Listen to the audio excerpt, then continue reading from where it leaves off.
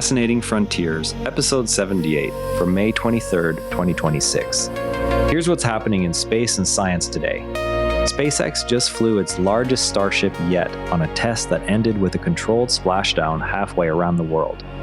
The Starship V3 vehicle lifted off from Texas carrying 6 third-generation Raptor engines on the upper stage.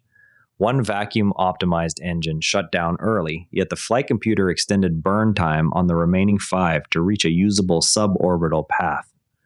The upper stage executed a banking maneuver during descent that previews the profile needed for a future tower catch at Starbase.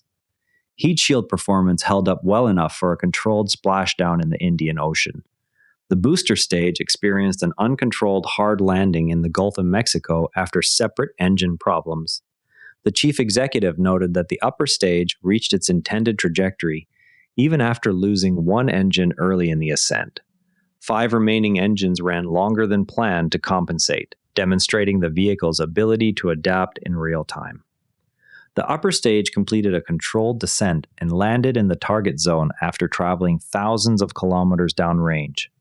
Onboard cameras captured the final approach and confirmed the vehicle remained intact through peak heating. Now, here's something that blew my mind when I looked into it. If you scaled a typical re-entry speed to everyday distances, a spacecraft would cross the length of a football field in less than a millisecond, while the air in front of it is compressed to temperatures above 1600 degrees Celsius. The shield does not try to absorb that heat. Instead, it sheds most of it by ionizing the air into a plasma that carries energy away from the vehicle.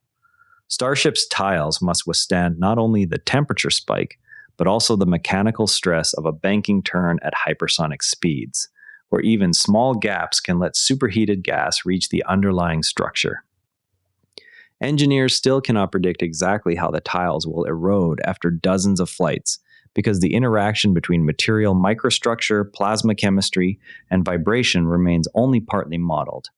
The open question is whether any current tile formulation can survive the cumulative damage of repeated high-energy entries without requiring replacement after every mission. Researchers are testing beneficial fungi that break down Martian regolith and improve its ability to support plant growth. The approach would let future crews grow food locally instead of shipping every calorie from Earth. Early experiments focus on how the fungi interact with the mineral-heavy soil, and whether they can sustain repeated crop cycles.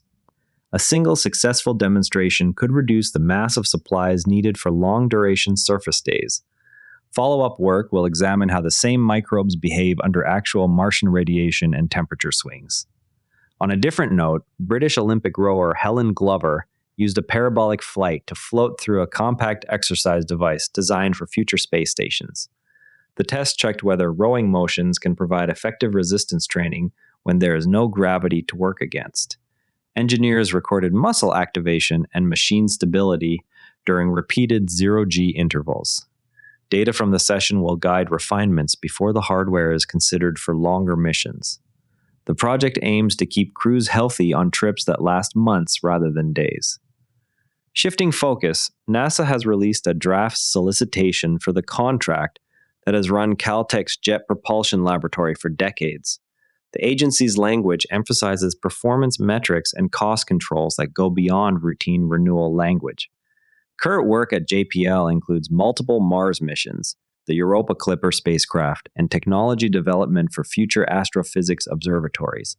Any change in operator would require an extensive transition plan to avoid disrupting ongoing projects.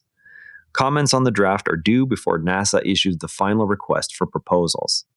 Observers can target the Alpine Valley, a 130-kilometer-long cleft cutting across the lunar Alps, while the Moon is at first quarter phase. The feature is best seen when sunlight strikes it at a low angle, casting long shadows that reveal its depth and rills. Nearby craters and the Montes Alpes mountain range provide additional detail for modest telescopes. The same lunar phase also places Jupiter's moons in a compact grouping that changes noticeably over a single evening. Sky This Week columns list additional events through the end of the month. Lai Ka-ying will become the first person from Hong Kong to fly on a Chinese space station mission. She was chosen after a national selection process that included medical and technical evaluations. The Shenzhou 23 flight is scheduled to dock with the Tiangong station and conduct a series of science experiments.